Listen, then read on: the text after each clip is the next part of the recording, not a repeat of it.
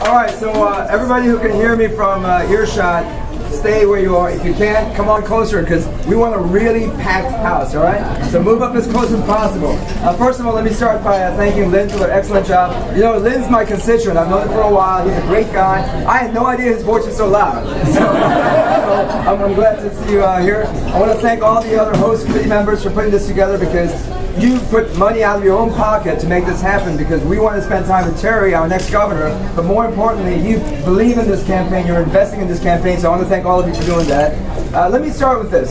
Today is May 31st, the last day of May, which is also the Asian American Heritage Month. And for myself and for many of you in this room who were either born in Asia or your parents were born in Asia, we came here as immigrants. We're very proud to be American citizens now, but we came here as immigrants. And if I ask my parents, ask you and your parents the reasons why you came to the United States, I bet you a lot of the stories will be very similar. A lot of your parents came here, and I know my family came here because of the economic opportunities that are in this country. And some of the places that we came from, you can be born poor and you will die poor. You can be in a certain class and you'll never be able to move forward. There are jobs that are only given to some people, not the rest of us. So some of our parents and our friends came here for the economic opportunities. Sometimes they'll say it's because of the educational opportunities.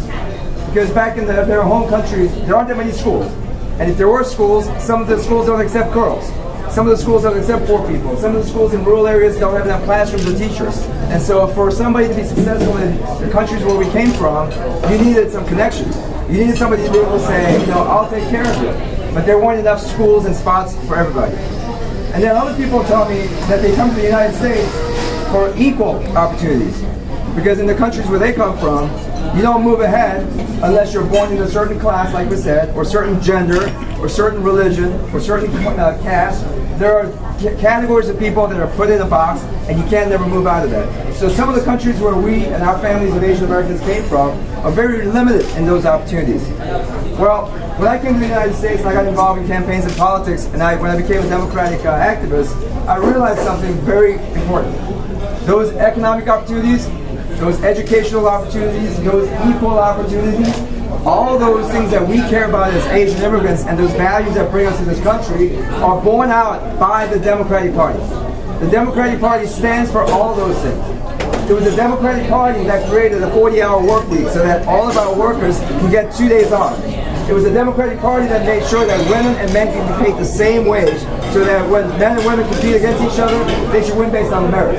It was the Democratic Party that made sure that the safety and health and labor rules are there to protect some of our weaker workers who aren't able to perform as hard.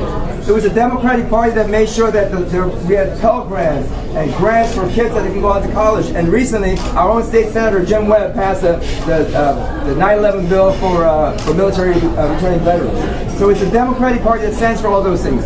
But the thing that I'm most passionate about is the fact that our party, the Democratic Party, stands for equal opportunity.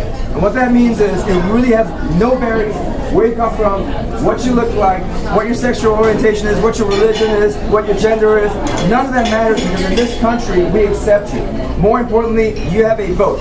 In this country, when you're a U.S. citizen, you have the exact same vote as whether you're poor or rich, you have one vote. Whether you're a woman or a man, you have one vote. Whether you're a young person or an old person, you have one vote. So all those things are what the Democratic Party stands for. Here's the thing. We have a choice this year. In about 5 months, we have a choice about who will lead this state towards a better opportunity. We can choose our party, and the guy who symbolizes our party better than just about anybody is Terry McAuliffe, or we can go the other way. I'm not going to spend any of my time wasting my time talking about the other side because it would really be a waste of my time. Let me just ask you to do one thing. I'll give you 3 words. Google E.W. Jackson. That's all I'll tell you, okay? Google those words and you will know why that party does not stand for economic, educational, or equal opportunities. All I can tell you is this is probably the starkest contrast between our party, our agenda, our values, our candidates, and the other side that is completely the opposite of that. So I can tell you a lot more about why you need to come out and vote, but the most important thing was what Lynn said, which is this is an election that our community right here, Asian Americans, will decide this election. it may be a very close one, because the other side, and Terry will tell you, the other side's going to spend billions of dollars to try to defeat us. They're going to spend billions of dollars to make sure that this guy is not acceptable to us. They're going to distort his record on the fact that as a 14-year-old, he started his own business so he can pay for his own college. They're going to distort everything about this guy to make him look unacceptable.